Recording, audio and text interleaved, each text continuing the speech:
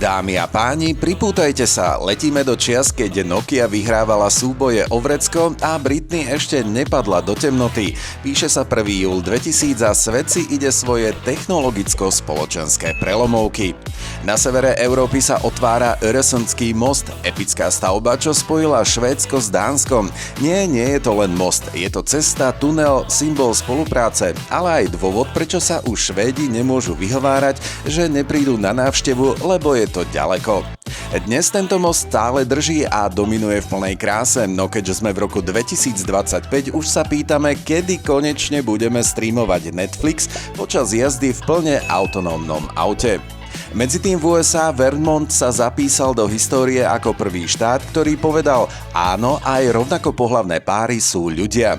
Legálne uznal ich zväzky a tým rozbehol lavínu zmien, ktorá mala trvať roky, ale napokon sa z nej stal dúhový oceán práv a uznaní. A dnes? No Vermont je už za zenitom trendov, keďže veľká časť sveta nielen uznáva, ale aj oslavuje LGBTQ+ komunity. A tí, čo ešte nie? No už niektorí sú stále zaseknutí v mentalite roku 1900, ale pokrok nepočká, dúhový vlak ide ďalej.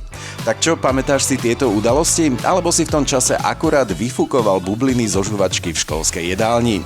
Daj like, napíš komentár, klikni odber a zajtra sa opäť vrátime do minulosti, ktorá je občas absurdnejšia ako dnešok.